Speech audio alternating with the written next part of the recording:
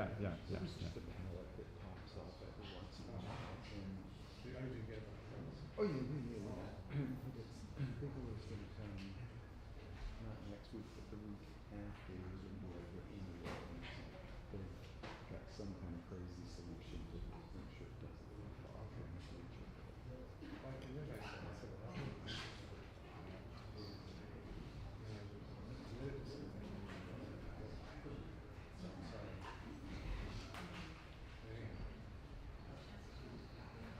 Yeah, no, it takes it too dry.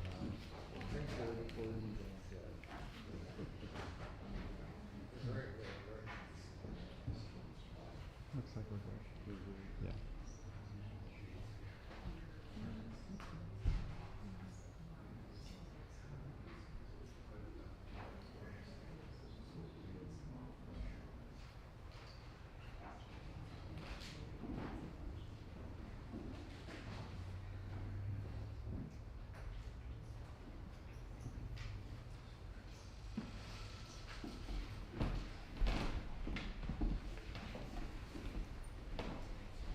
Hello, everyone. My name is Sally Haynes-Hubble. I'm the rector of St. Paul's Church, and it's really my pleasure and honor to welcome you here tonight. Thank you so much for coming to this concert, and thank you, John, for playing. This is a really interesting program that we're going to have tonight, a nice blend. It's historic, dramatic, and so I know we're all going to enjoy it. Just a couple of announcements beforehand. Did you notice it's raining outside?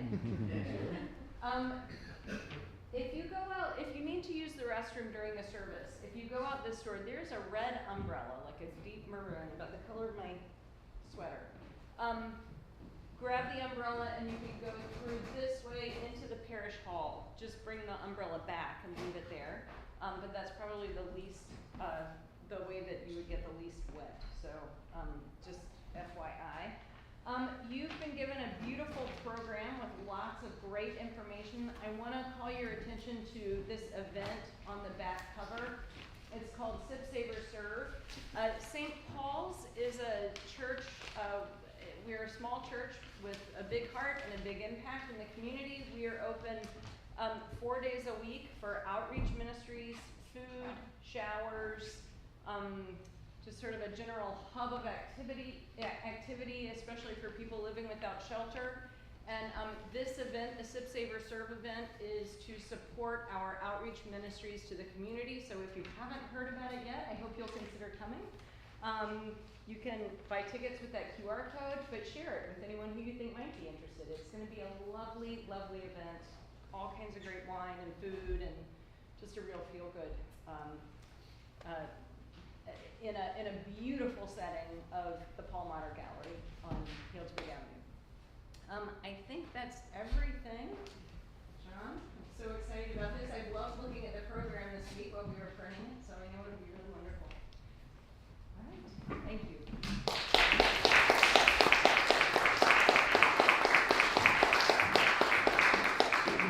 I'm going to play first, then I'll talk.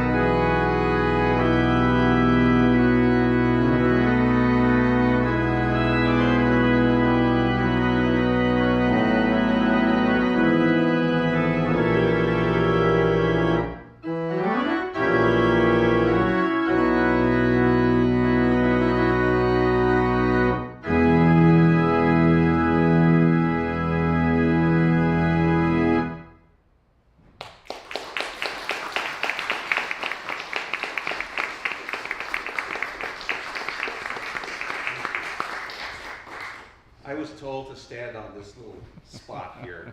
Can you all hear me in the back? Good. Thank you for coming in this horrible weather. I really appreciate it. I should tell you that I'm on the downside of my playing career. This is the first recital I've played in 5 years. Before that, I was playing like an average of 2 or 3 a year. Even before that, one every month for a long time. So it's nice to get back into the swing a little bit. This organ is really shows up all of your issues. It's a really good thing to work on this. So the program today is composed of fairly short and I would say quirky pieces of music. Almost everyone is quirky and all of them are relatively short pieces. Even the Bach at the end, the Prelude and Fugue, it's one of the shorter preludes and fugues that he wrote in that period where he wrote that piece. This piece that you heard by Bruns, pretty quirky. He was a very quirky composer. But that style is probably the more conservative style of his music. It's this sort of this North German, what they call fantastic style. And this piece is called the Little E Major, E minor. The other one, the Big E minor, is a much bigger piece, much longer. The piece I'm going to play for you now by Bach was fairly early in his career, and it is a quirky piece. It's the Fantasia con imitazione in B minor. And the Fantasy is a very, very short piece. It has very consistent thematic things going on.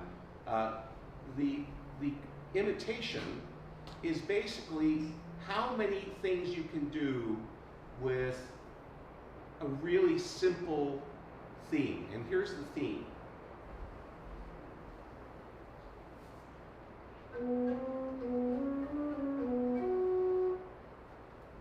That's it. So he does quite a bit with that, but it's a very, he just sort of stops and starts and moves in different directions. It's an experimental piece by a young composer. Following that, I'm going to play another short piece by a 20th century composer, Darius Milhaud. And Milhaud also broke a lot of ground in the early 20th century. He was one of the first classical composers, or the first composers of serious music, to incorporate elements of jazz in his pieces. What you're going to hear, this little pastoral that you're going to hear, is not really so jazzy, but it has quirks. He also experimented a lot with bitonality. In other words, chords that really don't relate to each other playing at the same time. Very, very conservative, though, on this piece. And then I'll talk some more after that.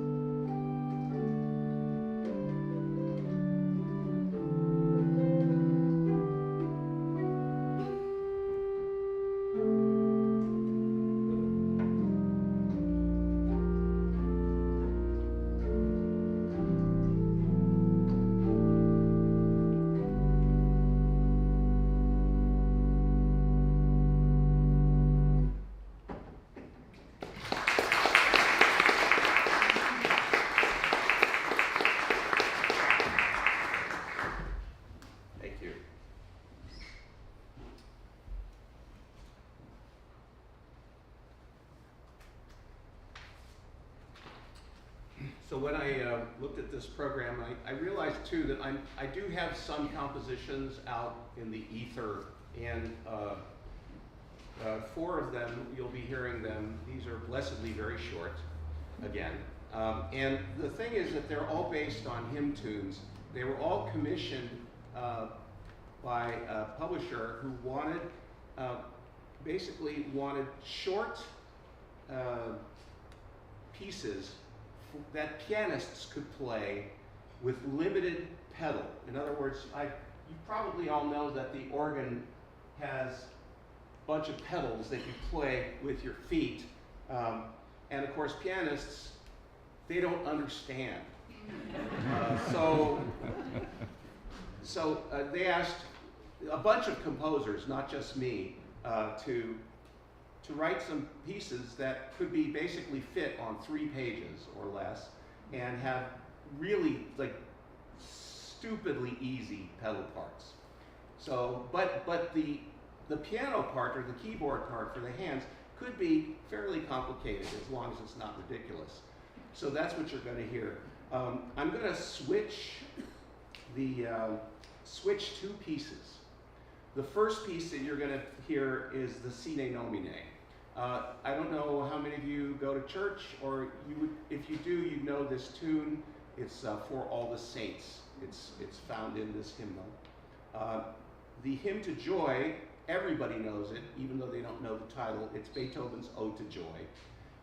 So I'm going to switch those 2 pieces around. I'm going to play the Sine Nomine, then I'll play the Beach Spring, then Hymn to Joy, and Ave Maria. Now, Beach Spring is not as well known, but it's an old folk hymn. It's really beautiful, the tune. And the Ave Maria is actually not a hymn. It's actually a Gregorian chant that, if you're Catholic, you probably have heard it. Or Roman Catholic, sorry, just to be honest. So here we go. So the first piece is Sine Nomine, then Beach Spring, then Hymn to Joy, then Ave Maria.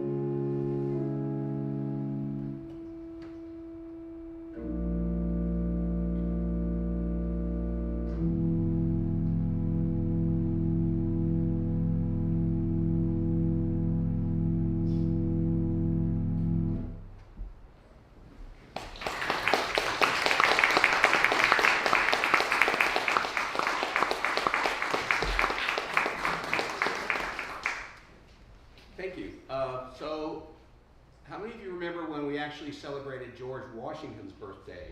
I miss those days.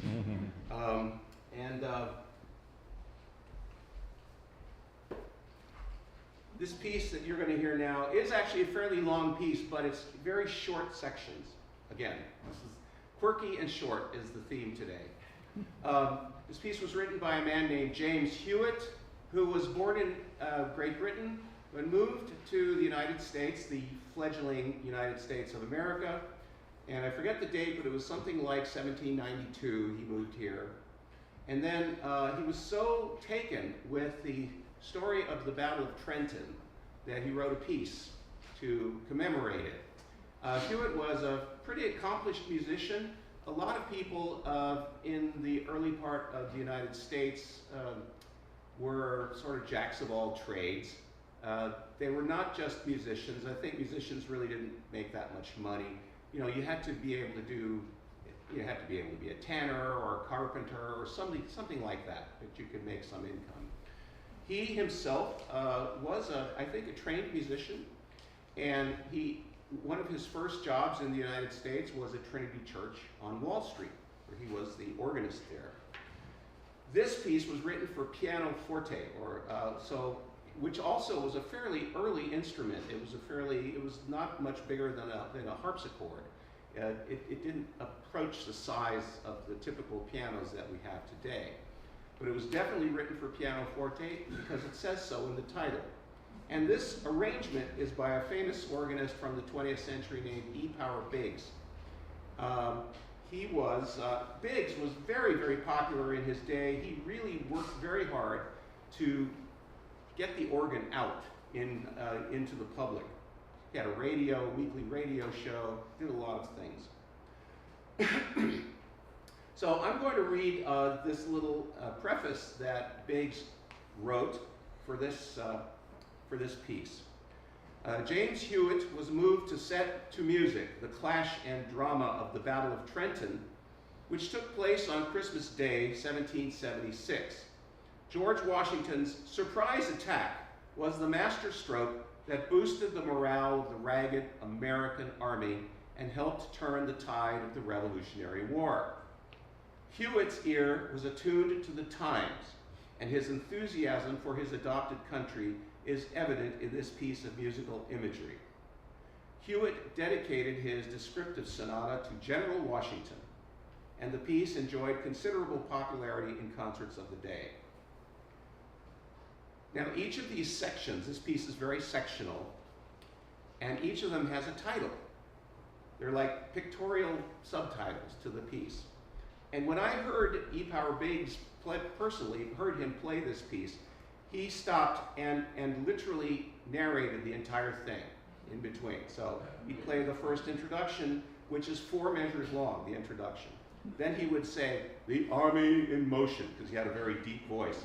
It was, by the way, he was about this tall, because I met him. He's a lovely man. So you can hear this disembodied voice going, "The army in motion," and he would play a little bit. And then after the next section was called General Orders, and then he'd play a little bit, and then he would go, "Drums beat to arms." So I'm not going to do any of that. Because the piece, I think, speaks for itself. And it is actually a very classical, truly classical piece of music that sort of reminds you of Mozart light, I guess is the best way to describe it. At one point in the piece, however, when we get to the battle, the actual battle, you will hear me shout out the word cannon, and you'll hear me shout out the word bombs. So don't be too weirded out by that. So here is the Battle of Trenton.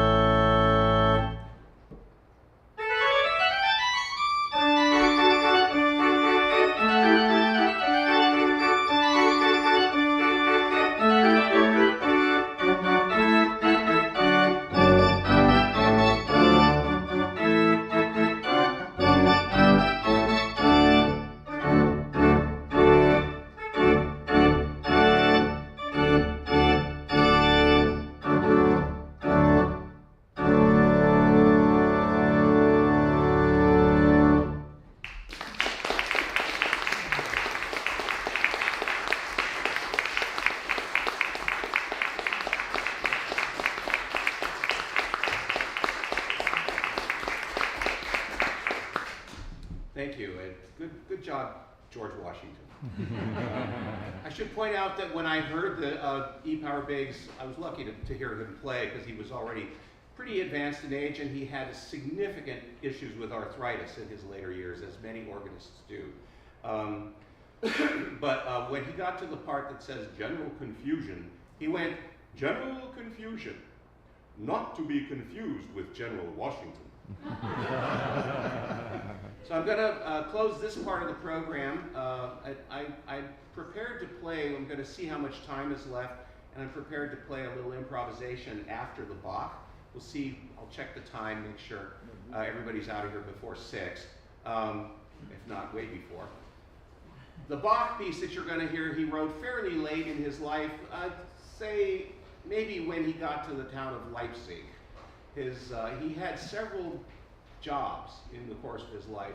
His last big job was in Leipzig, Germany, where he was basically the cantor. He was in charge of all the music for all the churches in Leipzig. And on top of that, he wrote tons of music while he was there, mostly cantatas. This piece, however, is a prelude and fugue. I believe he wrote this piece when he was there. There are two well-known preludes and fugues by Bach in C major. This is the shorter of the two, again, keeping with the program. It's typical, very dense music. I'm going to play, however, just the opening, I'm going to play you just the opening figure, which is played on the pedal.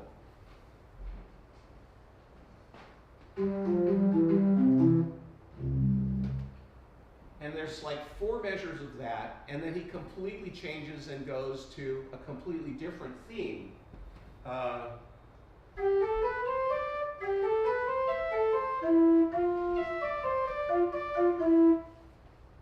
And he does that, and then at the very end of the prelude, he goes back to that first theme that he just sort of took it and just plopped it at the end.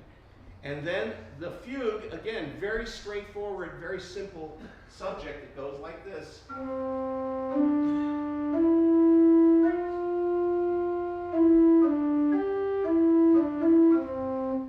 that's it. That's the fugue subject.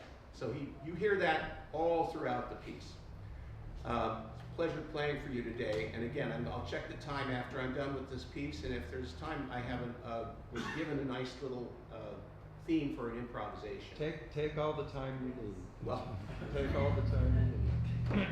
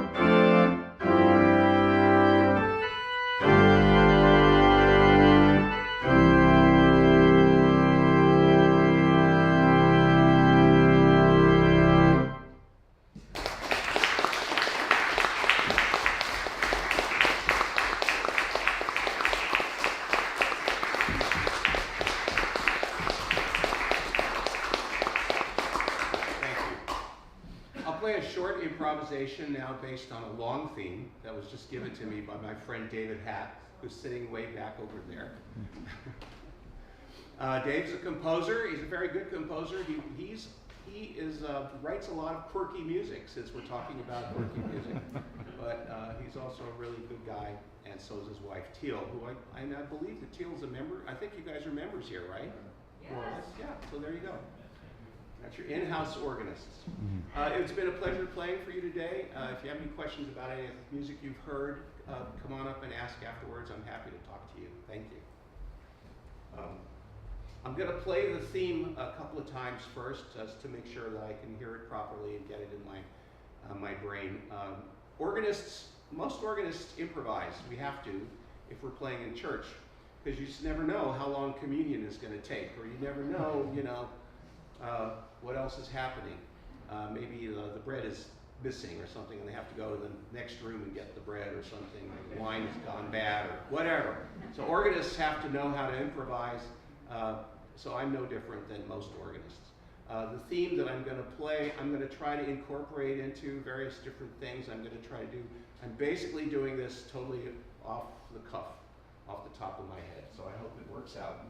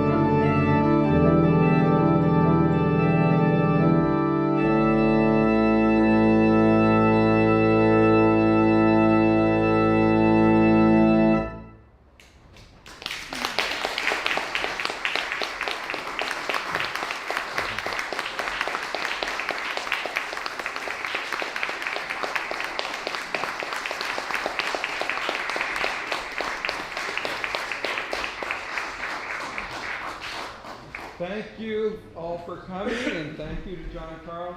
Next month, third Sunday, it'll be a choral evensong, so choir, and it'll feature music of John Stainer, so English Roman. Thank you again.